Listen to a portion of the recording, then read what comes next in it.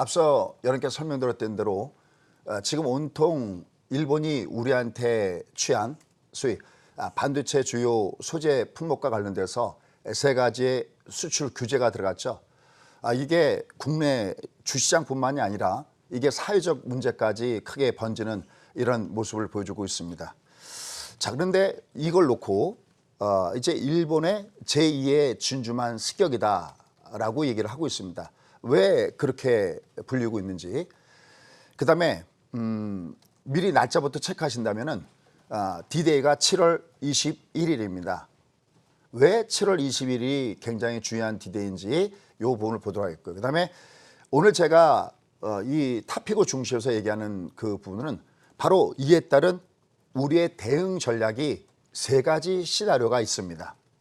여러분들 이 방송을 들으시면서요, 나는 과연 어떤 방법을 택하는 것이 맞는가, 나는 과연 어떤 것이 더욱더 설득력 있다고 생각하는지 제가 세 가지를 준비해 왔습니다. 여러분 한번 들으시고 한번 여러분 나름대로 결론 한번 내려보시기 바라겠습니다. 자, 일단 문제는 이게 미국과 중국의 무역 전쟁을 가지고 우리가 상당 기간 동안 고생을 많이 했습니다. 우리가 이렇게 많이 고생했다고 표현한 것은 뭐냐면은 우리는 수출 주동의 국가입니다. 우리는 반드시 달러가 들어와야지만 경제도 성장하고 또 코스피 지수도 그에 따라서 상승을 하는데, 이게 작년 7월 달부터 본격적으로 미국과 중국의 무역 전쟁이 되면서 우리의 그 타격은 가장 타격이 큰 나라 중에 하나가 아니라 정말 가장 타격이 큰 나라다라고 얘기할 정도로 우리가 굉장히 크게 영향을 받고 있습니다. 그럴 것이 바로 우리가 가장 많이 수출하는 나라가 바로 중국이고요. 24% 정도죠. 미국이 한 13% 정도가 되니까 굉장히 큰 타격을 받을 수밖에 없습니다. 자, 이제 이것을 끝내고 이제 좀 나아지려는가라는 순간에 전혀 어떻게 보면 우리의 입장을 봤을 때는 생각도 안 했던 바로 일본 아베의 공격이 시작됐습니다. 더군다나 우리가 보통 이런 얘기 많이 하죠. 잉크가 마르기도 전에 어떤 그 사람의 행동이 바뀌었을 때 그것에 대해서 굉장히 우리가 충격을 많이 받습니다. 여러분 아시겠지만 이번에 G20 정상회담이 바로 일본의 오사카에서 열렸습니다. 거기에 또 의장국이 아베였었고, 거기서 제일 많이 강조했던 것이 소위 자유무역에 대한 것을 상당히 많이 강조했습니다. 자유롭게 무역을 하고 또 공정하게 무역을 하고, 정말 말 그대로 잉크가 마르기도 전에 갑자기 일본이 우리에 대해서 주요 반도체 소재 부품 관련돼서 세 가지에 대해서 규제 조치를 내린 것에 대해서 굉장히 당혹스럽습니다. 자, 일단 요부터 한번 가도록 하겠습니다. 일단 먼저 첫 번째, 이걸 가지고 요새 어떻게 표현하냐면 미국과 중국의 무역 전쟁에 이어서 이제는 한일 간의 무역 전쟁이 시작됐다라고 제목을 뽑는 사람이 있는데요. 일단 이것은 무조건 잘못됐다는 것이 저의 견해입니다. 우리가 무역 전쟁이다라고 하는 것은요, 미국과 중국 간의 상황에서도 보셨듯이요, 상대적으로 무역 거래에 있어서 손해를 보는, 다시 말씀해서 적자를 보는 나라가 흑자를 보는 나라에 대해서 이걸 좀 개선해달라고 하는 것이 무역 전쟁의 시발점입니다. 여러분 아시다시피 미국은 중국에 대해서 어마어마하게 적자를 보고 있죠. 그러니까 사실 만약에 우리가 일본에 대해서 이거 개선해달라고 했으면은, 그러면서 우리가 어떤 규제 조치 같은 걸 만약에 했다 그러면은 이건 한일 무역 전쟁이 맞습니다. 그런데 여러분들 아시죠? 그냥 대충 우리가 정확한 수치를 몰라도 우리는 매년 일본으로부터 단 한 번도 흑자 없이 매년 적자를 기록하고 있습니다. 작년 2018년도 기준으로 우리가 미국에 대해서 적자 폭이 대략 한 20억 이상 적자를 봤습니다. 그 전년도에는 무려 30조 정도의 적자를 봤습니다. 그러니까 작년에 20조, 그 전년도에 30조, 우리는 매해 연간 단위로 20조 내지 30조의 적자를 보고 있습니다. 그러면 사실은 만약에 어떤 무역 전쟁이라고 표현을 하면 우리가 일본을 거래되는데, 이게 우리 소위 적반하장격이죠.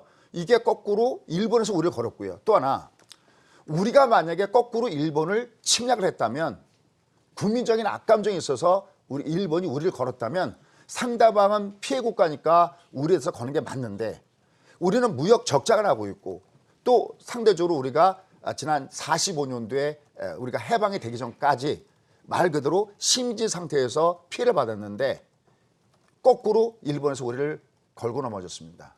정말 말이 안 되는 이런 부분 때문에 이게 국민들의 공분을 사고 있고, 이게 지금 현재 여러분들 아마 불매운동 보셨죠? 우리가 보통 불매운동 그러면은 보통 소비자가 먼저 불매운동을 합니다. 근데 요즘에 경기도 굉장히 안 좋은데 오히려 상인들이 앞장서서 매대에서 일본 제품을 없애고 있습니다. 가장 많이 이제 없애는 것이 뭐 담배라든지 아니면 맥주라든지 그런 거 없애고 있고, 그 외에도 뭐 의류라든지 우리가 알고 있는 뭐 자동차라든지 이런 품목에 대해서 불매운동과 그다음에 아예 상인들이 일본 제품을 가져다 놓지 않고 하겠다라고 할 정도로 전 국민의 공분을 사고 있는 이유가 바로 이 두 가지 이유가 바로 그렇습니다. 그래서 일단 먼저 이거는 한일 무역 전쟁이 아니고, 이건 뭐 일방적으로 우리가 당하는 이런 상태이기 때문에 그건 아니라는 겁니다. 그런데 왜 일단 이것을 진주만 습격이라고 하느냐? 여러분들 진주만 습격이 왜 발생되는지 아시죠? 2차 세계대전이 발생됐을 때 1차 세계대전이나 2차 세계대전에 미국은 일단 중립국이었습니다. 2차 세계대전이 시작했을 때도 미국은 중립국이었었습니다. 근데 갑자기 일본이 바로 하와이 진주만을 습격하게 된 거죠. 일단 습격이라는 단어가 왜 저 단어가 써있는지를 먼저 보셔야 됩니다. 보통 나라끼리 전쟁할 때는 상대방한테 예고를 하죠. 쉽게 해서 이제 우리가 이래 이래서 너희하고 전쟁을 해야 돼 라고 사전 예고를 해야 되는데, 사전 예고 없이 결국은 공습을 했을 때 우리가 그것을 습격했다라고 얘기합니다. 지금 일본 같은 경우에 요번에 반도체 주요 소재를 중심으로 해서 어떤 수출 규제를 하기 전에 미리 우리에게 대해서 그런 규제를 하기 전에 우리에 대해서 사전에 예고한 것도 아니고, 더군다나 G20 회담이 끝난 지 얼마 되지도 않은 그런 상황 속에서 곧바로 그것도 우리가 가장 타격을 많이 받는 반도체, 그것도 그 반도체 그 소재 중에서도 우리가 생각할 때 우리가 가장 대처하기 어려운 가장 아킬레스건 그 맥을 갖다가 공략했다는 점에서 이거는 일부에서 제2의 진주만 습격이다라고 하는 것이 바로 그런 이유 때문에 나오고 있다라고 얘기할 수 있겠습니다. 자, 그러면 일단 먼저 그러면 도대체 왜 아베는 이 마당에 이런 습격을 했을까라는 겁니다. 일단 아베는 두 가지의 목적이 있습니다. 일단 첫 번째 목적은요, 이 저 D-Day랑도 상관이 관련이 있는데요. 7월 21일 바로 참여 선고가 일본이 있습니다. 보통 우리가 어떤 중요한 선거를 앞둔 상태 속에서 가장 많이 하는 것은 지지층 결속입니다. 그러면 결국은 저 지지층 결속, 그러니까 아베를 지지하고는 소위 참여 선거에서 일본의 자민당이 성공하기 위해서는 아베 지지층을 결속시켜야 되는데 바로 거기에 반한 감정을 갖다가 끌어들이는 거죠. 그러면 일단 아베가 저수를 쓰는 이유는 무엇일까요? 라는 겁니다. 과거에 일본의 이 아베는 여러 가지 면에서 지지율이 하락하는 경우가 국내 문제 때문에 굉장히 많이 있었습니다. 그때마다 참 묘하죠. 항상 아베가 우리 한국을 건드립니다. 그러니까 대립적인 감정을 확 내세우는 것이죠. 가장 대표적인 문제가 독도에 대한 문제를 내세우죠. 또 이 앞에 여러분들 초계기 사건 아시죠? 바로 어떤 문제가 생겼을 때마다 일본이 우리에 대해서 강수를 펼칠 때마다 이 지지율이 올라가더라라는 겁니다. 그럼 우리가 첫 번째, 우리가 먼저 현 정부가 우리가 굉장히 신경을 써야 되는 문제가 뭐냐면요, 우리도 TV를 보다 보면요, 우리가 소위 배운 사람들이기 때문에 만약에 우리가 다른 나라에 대해서 어떤 일본과 똑같은 조치를 취하더라도 우리가 어떤 기본적인 상식, 알고 있는 상식이 있으면요, 자, 그래 저건 잘하는 거야, 야 저건 우리 정부도 잘못하는 거야, 이런 생각이 있잖아요. 그러면 우리가 첫 번째 하는 것은 뭐냐면, 일본이 우리를 공격할 때마다 일본 사람들의 그 자민당에 대한 지지율이 아베에 대한 지지율이 올라간다는 것은 지금 일본 사람들이 소위 한일 합병에 대해서 우리가 그동안에 당했던 그 식민지 그것에 대해서 제대로 인식이 제대로 안 돼 있다는 겁니다. 다시 말해서 제대로 홍보가 잘 안 돼 있다는 겁니다. 우리가 직접적인 방법이든 간접적인 방법이든 우리가 어떠한 노선을 택하더라도 아베가 저 카드를 다시는 쓸 수 없을 정도로 결국은 우리가 뭔가 제대로 된 진실을 알릴 수 있는 그런 조치가 있어야 되지 않겠나는 것이 제가 첫 번째 생각하는 부분입니다. 어쨌든 제가 아베가 저 정책을 쓴 이유는 항상 아베의 지지율이 떨어질 때마다 한국을 공격하면, 그게 독도 문제가 됐던 어떤 문제가 됐던 항상 우리를 공격하면 지지율이 올라갔습니다. 그럼 바로 7월 21일 날 참여 선거를 앞두고 아베가 쓸 수 있는 카드는 뭘까요? 아베가 이번에 애당초 쓸 수 있는 카드는 뭐였었냐면 사실은 G20 정상회담을 통해서 일본이 굉장히 강하게 부각되고 그 모든 공이 아베로 돌아가고 그러면서 높은 지지율 속에서 참여연 선거를 가는 것이 아베의 기본적인 시나리오였을 겁니다. 근데 여러분 아시죠? 이번에 G20 정상회담에서 아베는 일본은 그냥 장소만 제공시켜줬을 뿐입니다. 더군다나 트럼프 대통령이 G20 정상회담에서 가질 때 미국과 중국이 정상회담이 가장 핫 이슈였습니다. 일본의 그 이름은 거기에 끼어들 틈이 없었습니다. 그러니까 한참 회담이 열릴 때는 미국과 중국이 무게중심이 있었고요. 그게 딱 끝나자마자 트럼프 대통령은 어떻게 했습니까? 한국으로 넘어왔죠. 그리고 넘어와서 김정은 위원장을 만났습니다. 그래서 일부에서는 이번에 오히려 G20 정상회담이 일본이 아니라 한국에서 열린 것이 아니라고 착각할 정도로 모든 무게중심은 또 한반도로 넘어왔습니다. 그러니 아베 입장을 보면 참여 선거가 코앞인데 전혀 소위 존재감을 부각시키지 못한 상태가 되었던 겁니다. 여기에 아베가 어설픈 미국의 흉내를 내고 있습니다. 그런데 아베한테는 지금 치명적인 바로 단점이 있습니다. 그게 뭐냐면 한번 생각해 보시면요. 트럼프가 미국을 공략할 때는요. 나름대로 명분이 있었고요. 그게 첫 번째가 어마어마한 무역 적자고요. 근데 일본은 우리한테 어마어마한 무역 흑자입니다. 그다음에 가장 큰 이유가 있습니다. 미국이 소위 중국을 갖다가 공격을 할 때 미국은 그동안에 가장 아킬레스건으로 묶여있던 두 가지 문제가 해결된 상태였습니다. 그 첫 번째가 뭐냐면 미국은 강력한 적대국이 있었습니다. 바로 그것이 누차르케 설명했던 대로 구소련이죠. 공산주의와 민주주의와 공산주의가 첨예하게 대립되면서 맞수가 있었는데 그 소련이 몰락을 했습니다. 그 다음에 두 번째가 자급자족이 안 됐던 석유가 셰일 오일이 발견되면서 이제 전 세계가 시끄러워도 쉽게 해서 석유 가격이 올라가든 뭐가 올라가든 상관없이 자급자족이 가능하니까 결국은 중국과 마판을 뜨면서 전 세계가 시끄럽고 유가가 올라가더라도 아무런 상관이 없었습니다. 그런데 지금 일본은 어떻습니까? 일본은 그게 불가능하죠. 일본은 여전히 자기 주변에 중국도 코앞에 놓고 있고요. 이번에 아무리 시진핑 만나서 악수했다지만 미국과 중국 간의 관계는 여러분들도 아시지 않습니까? 바로 코앞에 중국이 있고 코앞에 러시아가 있고 바로 또 코앞에 북한이 있습니다. 이런 상태 속에서 자기 주변에 있는 바로 앞에 어쩌면 만약에 언제 어느 때 무슨 일이 일어날지도 모르는 그런 앞에 일본의 적이 있는 상태 속에서 그래도 같은 민주주의 또 미국과 그다음에 일본 여기 우리 한국께서 한미일 이런 안보체가 돼 있는 가운데서 가장 우방국 중에 하나라고 하는 우리를 치고 있습니다. 그러니까 미국이 자신 있게 중국을 쳤을 때 강적인 소련이 없어졌는데 일본은 그러지도 않은 상태 속에 아베가 저 짓을 했다는 겁니다. 이게 가장 문제죠. 그다음에 두 번째 문제. 일본은 석유를 에너지를 전량 다 외국에서 수입해 와야 됩니다. 만약에 이로 인해서 전 세계가 정말 무역전쟁의 소용돌이에 쌓이고 전 세계가 시끄럽다면 과연 일본은 어떻게 될까요?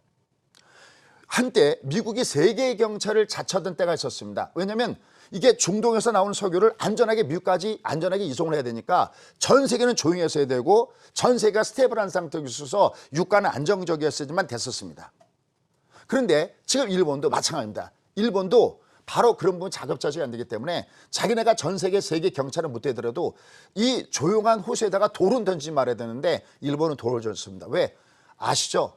반도체 우리 삼성전자와 SK하이닉스의 D램과 낸드 플래시에 대한 마켓쉐어가 70%와 50%가 됩니다. 만약에 우리가 역으로 아예 거꾸로 강대강으로 우리가 만약에 반도체를 수출하지 않는다 그러면 어떻게 될까요? 디스플레이에 대해서 우리가 주요한 것을 수출하지 않는다 그러면 어떻게 될까요? 일본도 당연히 타격을 입었죠. 그래서 소니나 파나소닉이나 아니 미국의 애플이나 이런 전 세계 모든 국가들이 바로 그런 타격을 받습니다. 우리가 어떤 무기를 갖고 흔든다면 우리도 갖고 흔들 수 있는 무기가 우리한테 있는데 적반하장도 유분수로 지금 아베가 저러고 있기 때문에 지금 전 국민의 공감을 사고 있는 부분들이 바로 그 부분이라는 거죠. 그래서 아베의 실수는 지금 어설프게 미국의 트럼프 대통령이 흉내를 내고 있는데 지금 미국의 조건과 일본의 조건은 전혀 비슷하지 않다라는 데 문제가 있습니다. 자, 그러면 이제 결론으로 맺어보도록 하겠습니다. 자, 이제 D-Day가 7월 21일이다라는 말씀을 드렸어요. 그러면 지금 아베한테는 목표가 두 가지가 있습니다. 가장 가까운 목표는 바로 어디 있느냐? 바로 7월 21일 날 참여연 선거에서 이기는 것이 첫 번째 목표입니다. 하지만 그보다 더 큰 목표가 있습니다. 그게 과연 무엇일까요? 그렇습니다. 바로 헌법 개헌입니다. 일본이 전쟁을 할 수 있는 나라로 바꾸는 것이 궁극적으로는 아베의 목표인 것입니다. 그러니까 이게 만약에 7월 20일 날 참여연 선거가 끝난 다음에 일본이 어떻게 유화적인 쪽으로 이 문제를 해결하는 의지가 보인다면 일단 아주 천만다행으로 흘러갈까 싶습니다.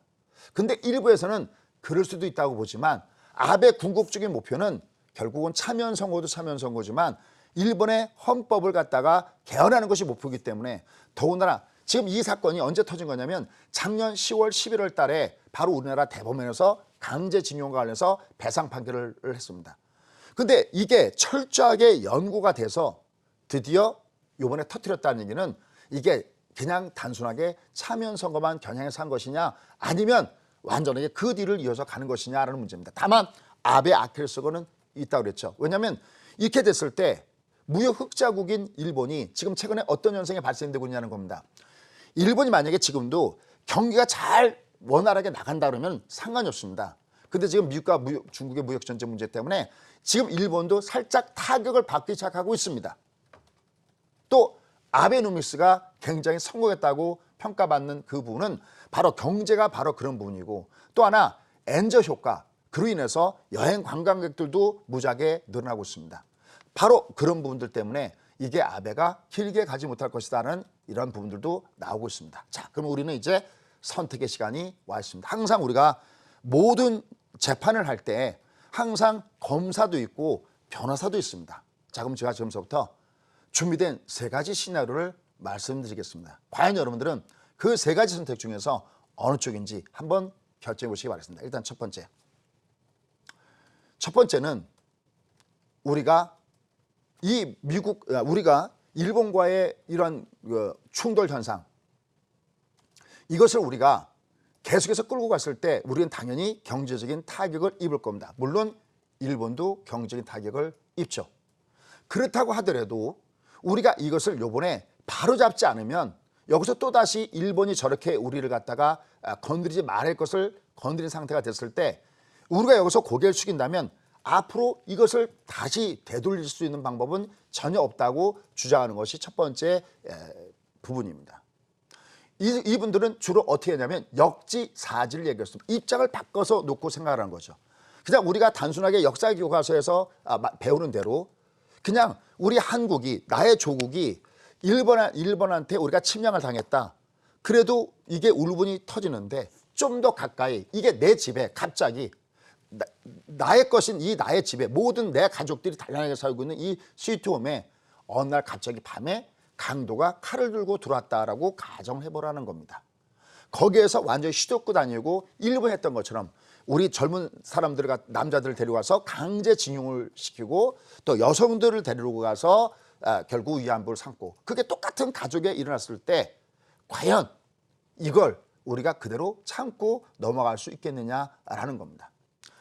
물론 우리가 이것을 갖다가 우리가 잠깐 동안 고개를 좀 숙이고 우리가 잘 해결하겠다 그러면 이건 쉽게 봉합이 되겠죠.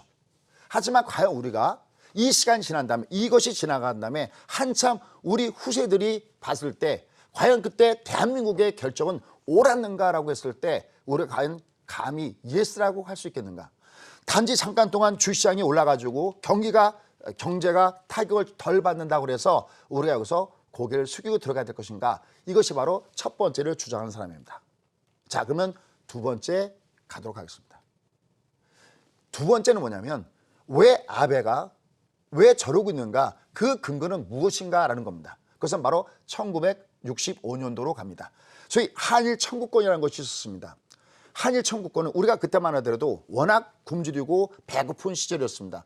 그럼 우리는 뭔가 경제개발을 해야 되는데 박정희 대통령 시절이었죠. 그럼 우리가 뭔가 경제개발을 뭘 해야 되는데 시드머니가 없었습니다. 그 시드머니를 말해야 되는데 그게 마침 무엇이냐, 바로 대일 청구권이었습니다. 그래서 우리가 일본으로부터 3억 달러를 이것에 대한 보상으로 우리가 받았습니다. 무상으로 3억 달러, 그 다음에 유상으로 2억 달러, 도합 5억 달러를 저희가 받았습니다. 이때 지금 아베가 주장하는 것이 뭐냐면 왜 신뢰성 자꾸만 운운하고 국제법을 갖다 따르지 않는다고 왜 하냐면 그때 무상으로 줬던 그 3억 달러에 소위 포괄 보상이 포함됐다라고 얘기하는 겁니다. 그러니까 이것은 그냥 나라 대 나라뿐만의 문제가 아니라 그때 입었던 모든 피해에 대해서 한마디로 퉁친다는 거죠. 그래서 우리가 너희한테 3억 달러 줬는데 왜 자꾸만 이렇게 집요하게 쫓아다니면서 우리를 괴롭히고 왜 줬는데 또 돈을 달라고 하는 것이냐라는 것이 바로 아베의 주장입니다. 그러면 이 두 번째에 대해서 얘기하는 사람도 뭐냐면 바로 초안지의 한신의 예를 들고 있습니다. 여러분들 한신 얘기 아시죠? 시중 잡배들 밑에 가랑이를 네가 만약에 지금 지나가지 않으면 너는 가만두지 않겠다 했습니다. 한신은 그때 대의를 위해서 꾹 참고 그 시중 잡배의 가랑이로 지나갔습니다. 바로 초안지의 영웅 중에 한 사람이었던 한신이 대를 위해서 지금 당장의 굴욕을 참고 갔습니다. 또 하나 더 얘기할게요. 바로 덩샤오핑, 지금 시진핑의 이 소위 분발 유의, 이것 때문에 지금 현재 미국한테 강한 공격을 받고 있는데 이미 그 앞에 덩샤오핑, 등소평은 앞으로 미국과 세계 무대에서 부딪지 마라. 앞으로 100년 동안은 무슨 일에서도 꾹 참고 소위 도강양해라. 어둠 속에서 빛을 감추고서 내가 힘을 키운 다음에 그 다음에 100년 이후에 뭘 하든지 해야지 절대 맞서지 마라. 결국 그 이전에 나서서 지금 중국이 저렇게 속칭 깨지고 있는 겁니다. 그러니까 우리도 지금 당장 앞서 얘기했던 대로 안이 꼽고 울분이 터지고 그렇지만 우리의 가장 목줄이, 우리의 생명줄이 바로 반도체인데 이걸 정확하게 타격하고 있고 또 일본이 얘기하는 것은 이거는 100가지를 준비했는데 그중에 하나가 이거라면 이 다음에 줄줄이 나온 것을 우리가 지금 경기도 어려운데 우리가 어떻게 감당하겠느냐라는 겁니다. 그래 지금 당장 억울해도 바로 초안지에 나오는 한신처럼 할 수 없이 지금은 그 울분을 삭히고 덩샤오핑의 소위 도광양해 정치처럼 그것을 참고 우리가 이번 기회에 우리가 결국은 수입선을 다변해야 되는구나. 우리 국산 부품을 우리가 어찌든지 만들어야 되고 그다음에 이게 어느 한쪽에 너무 의존이 됐을 때는 이렇게 큰 문제가 되는 걸 느껴갖고 이번 기회에 우리가 새로이 정말 나중에는 다시 일본이 저런 짓을 하더라도 우리가 충분하게 그것을 견딜 수 있는 그런 조건이 되도록 해갖고 우리가 여기서 일단 타협을 하는 방법이 좋게 하겠다. 특히 7월 21일 날 바로 참여연 선거가 되기 전에 먼저 우리가 적극적으로 저걸 해결하기 위해서 나선다면 일본의 아베도 그 명분이 없어지기 때문에 상대적으로 자민당이 타격을 입을 것이 아니냐. 그래서 실리 중심으로 하는 두 번째 시나리오가 있습니다. 여러분 두 가지 중에서 어느 쪽을 선택하셨습니까? 아직 우리에게는 하나의 신호가 남았습니다. 자, 그러면 마지막 하나의 시나리오를 말씀을 드리도록 하겠습니다. 지금 이 문제는 정치적인 문제는 일본이나 우리나 일본이나 이렇게 되면 나중에는 감정 싸움이 깊어집니다. 그러니까 나라와 나라 간의 감정 싸움이 깊어지는 거죠. 이거는 물론 가장 크게는 탑다운, 그러니까 우리의 문재인 대통령과 일본의 아베가 만나서 적극적으로 해서 잘 됐으면 좋겠는데 이거는 바람상이고요.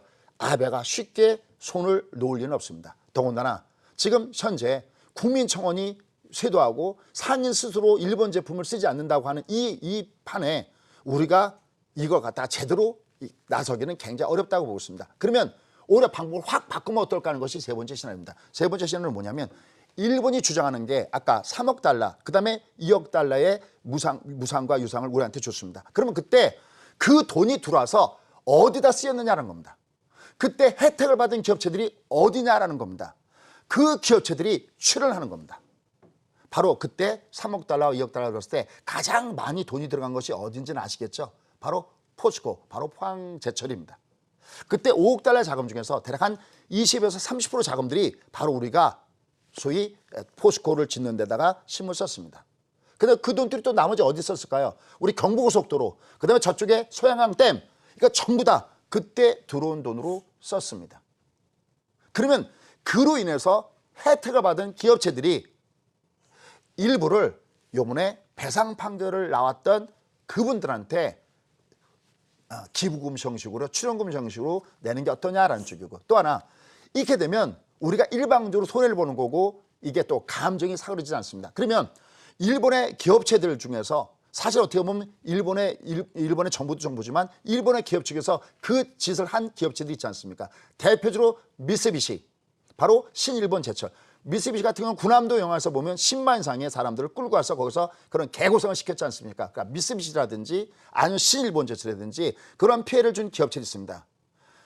방법은 두 가지입니다. 아까 했지만 정상 대 정상 해결하는 방법이 하나가 있다면 또 하나의 플랜은 뭐냐면 이거는 나중에 정치적인 문제가 감정 싸움으로 가니까 이렇게 되면 너무 확정이 되는 건 또 이게 문제가 되니까 그러지 말고 일본이 주장하는 것도 우리가 받아들이고 니들 거기 3억 달러 돈 들어갔지 않았어? 니들이 경제 발할 때 우리가 또 2억 달러 유상으로 빌려줬잖아. 너의 혜택을 입었잖아. 그렇다면 거기에 혜택을 올린 업체들이 일부 돈을 내고 또 우리의 주장도 저기서 좀 받아들여주는 겁니다. 니들 미쓰비시가 그런 일 했잖아. 신일본제철 그랬잖아. 그럼 여기서도 돈을 내면 우리가 소위 타협이다, 협상이다 하는 것은 나도 한 발 물러서고 상대방도 한 발 물러서는 것이 협상이지 내 주장이 무조건 옳다. 우리의 입장에서 우리의 입장이 옳죠. 하지만 일본 사람들의 주장에서는 그 지지율이 올라가고 그런 거 보면 그 사람들 생각에는 자기들의 주장이 옳다고 생각할 겁니다. 그러니까 조금씩 한 발씩 물러서서 우리도 그들도 조금씩 출연해서 이 문제가 더 이상 문제가 되지 않도록 이렇게 하는 세 가지 방법이 있습니다. 과연 여론의 선택은요. 사실 이럴 때 지금부터 에리스로 1번, 2번, 3번을 보내주시오 하고 싶은데 그런 방법이었으니 한번 여러분들이 곰곰이 한번 생각해 보시기 바라겠고요. 끝으로 시장을 보면서 나머지 대응 전략 한번 말씀드리도록 하겠습니다. 자, 종합주가 잠깐 한번 보면서 설명드리도록 하겠습니다. 자, 한번 보시죠. 자, 지금 종합주가 지수의 모습을 보시면요. 코스피나 코스닥이나 마찬가지인데요. 일단 발의 방향이 항상 제가 맨날 발의 방향 그러죠. 제가 예전에는 뭐 몇 년 동안 점심 방송에서 이렇게 발의 방향이 어쨌습니다라고 하는데 지금 이번에는 제가 점심 방송 하지 않고 있죠. 그래서 뭐 저희 연구소에도 많이 문의 주고 계시는데 항상 관심 가져주셔서 좋습니다. 자, 지금 제가 점심 방송 잠깐 쉬고 있는데요. 어쨌든 이제 여러분들 그 공식으로 얘기했을 겁니다. 이게 발의 방향이 내려가면서 하단 내려가고 있습니다. 그러니까 얘는 이번 때는 위로 올라갈 때마다 위에서 매물을 맞을 겁니다. 그럼 하반기에 얘가 빅마켓을 주려면 어떻게 될까? 제가 항상 초실간 얘기하죠. 일단 무조건 정부와 그다음에 중앙은행에서 한해서 적극적으로 나서야 된다. 그것이 있기 전까지는 대안이 없다고 했습니다. 그 대안이 나오는가 여부를 보셔야 되겠고요. 그 이전에는 얘는 위로 올라갈 때마다 위에서 매물이 나올 것을 대비하시면서 배팅을 리밋 공략, 그러니까 종목 장세에 대한 리밋 공략으로 대응해 주시기 바라겠습니다.